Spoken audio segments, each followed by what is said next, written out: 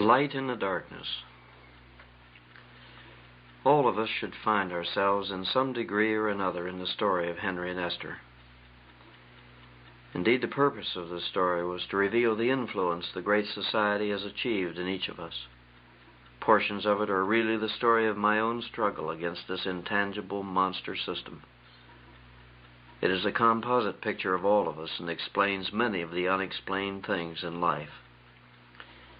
For instance, I have often wondered why certain people are fascinated with antiques as such.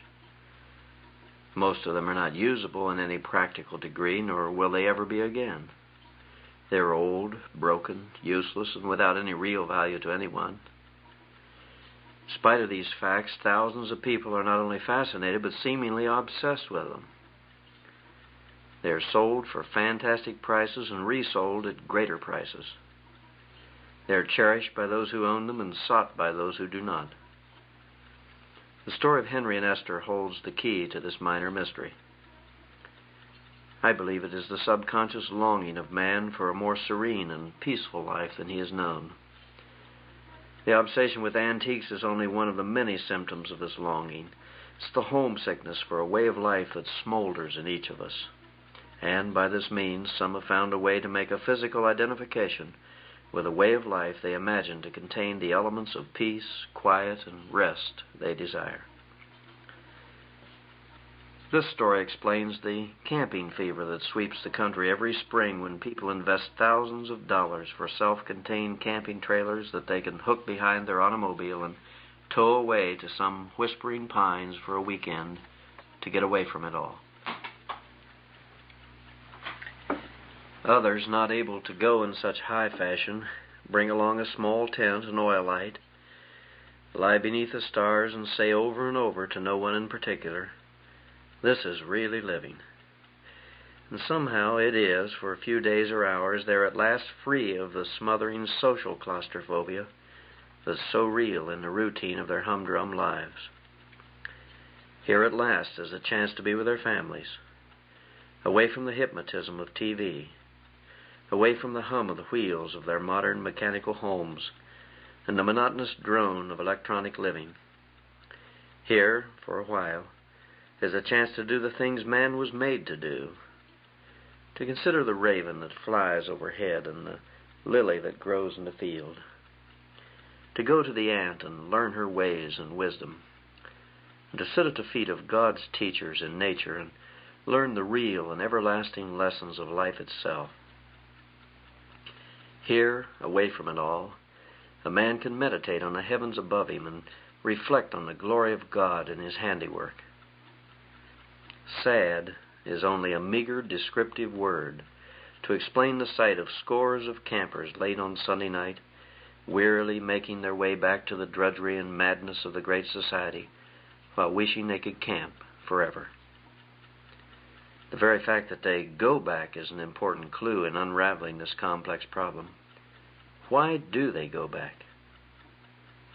Among the many reasons is the most satisfactory of all a spiritual reason. Lot of old, as he fled Sodom, could not stand the thought of being alone in the mountain with God and pled for the relief of a little city. We seek the escape from the presence of God in the maddening pace of the Great Society. We may argue against this, but it is solemnly true. A careful study of Genesis 4 will reveal that this is so.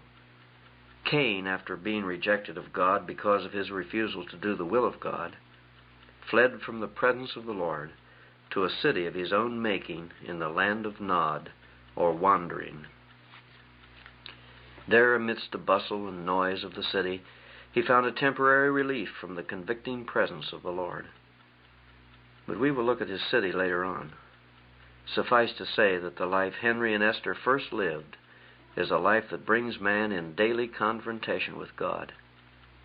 His handiwork all around us, His glory in every star-spattered sky, His power and voice in the peal of thunder and the flash of jagged lightning, His peace in every riffling brook and shady nook. This is the constant revelation of Himself in every part of the earth and heaven that makes natural man uncomfortable and restless.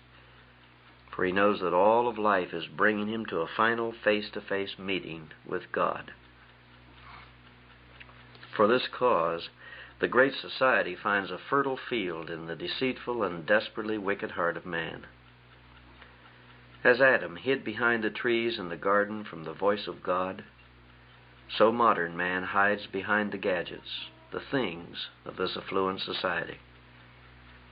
Under the background hum of the electronic age, man is seeking refuge from that final confrontation with God. Satan's masterpiece of strategy of the great society of today is his most successful venture since the seed of it was sown in Eve's heart with the lie, "Ye shall not die, ye shall be as gods." And so, the promise of every time and labor-saving device, and the power of a universal credit system that places them all within reach of every man, have made us as gods, self-sufficient, rich, increased in goods, and in need of nothing.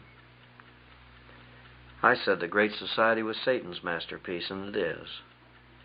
Why did he conceive it? What is its motive, and what does it seek to do to all of us? In order to understand this, we must get God's intention for man on this earth clear in our hearts and minds.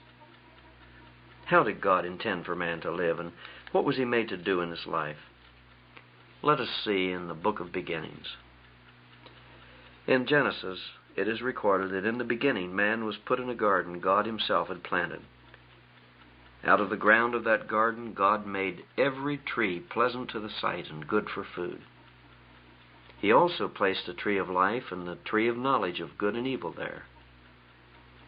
In God's garden east of Eden, or delight, there was a river whose purpose was to continually water that garden, and then, dividing into 4 parts, to flow out of the garden to make fruitful and to bless the entire earth. Man was placed there to live and to work. His labor was to dress the garden and to keep it. Yes, man was intended in his original state of innocence to work. There is, however, a difference in the work of paradise and the work of man in a sin-cursed creation.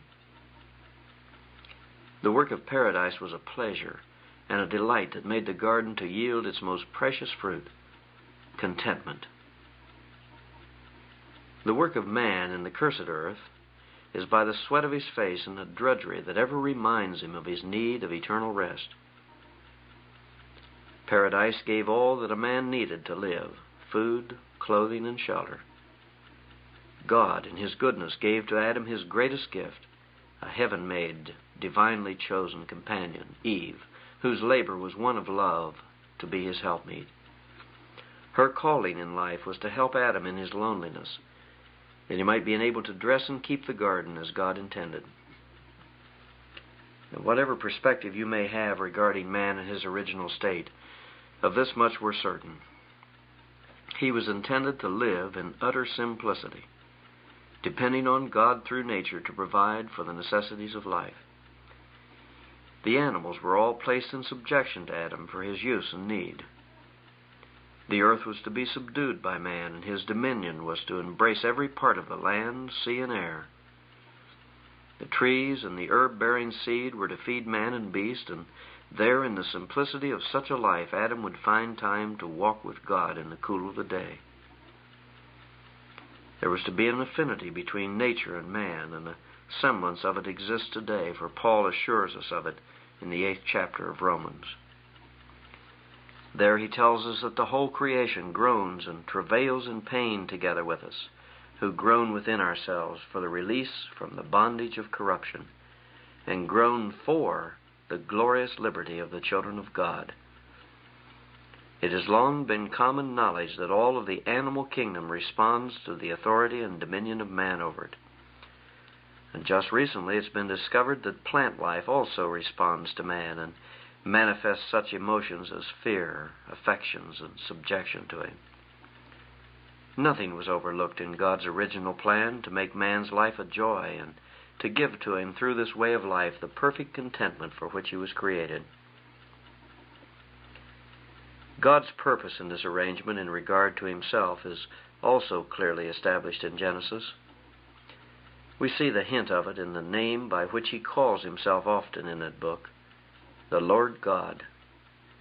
The name God, or Elohim, means strong one and implies faithfulness. The name Lord means the self-revealing one. So in the combined names God is pleased to use to describe himself in regard to man's way of life, we find the meaning, the strong and faithful one who will reveal himself. This self-revelation of God to man was to be by the manner of life man lived in that garden. In the provision of every good thing in life and by the simplicity of Adam's life in the garden, God would show his faithfulness to his creation, his strength sufficient for our weakness, and hence reveal his eternal love for man. The blessed result of such a revelation of God would be the fellowship between them that was expressed in God's desire to walk with man in the cool of the day. Modern-day psychologists say that happiness is analyzed as three-part: something to do, something to hope for, and someone to love. God graciously provided for all three in his first arrangement. The days of Adam's life were passed in dressing and keeping the garden, which gave him something to do. They were passed in the hope of the evening that would yield the most precious fruit of all, a walk with God to refresh his tired body. All of his days were passed in the reality of God's eternal and divine love and Eve's undying love and devotion that met his every emotional and physical loneliness. This way of life was modified, but not revoked, when sin entered the race. To this way of life was added, as a result of sin, a curse upon the serpent, enmity between the serpent and woman, multiplied sorrow in conception, complete subjection of the woman to the man, the earth cursed so that it brought forth thorns and thistles in rebellion to Adam, and sweat added to Adam's face. This change was to follow him through all of life, and he was to return in physical death to the earth from which he was taken. Beyond all of this, Adam was driven from the garden of paradise he had known to till the ground from whence he was taken, and Paradise Lost was guarded by cherubims with a flaming sword, lest man eat of the tree of life and live forever in his cursed state. Death must be the logical end of Adam in his sinful state, so that a new beginning might be made. That beginning was made in the life of the Lord Jesus Christ, which was freely given to man on the cross of Calvary.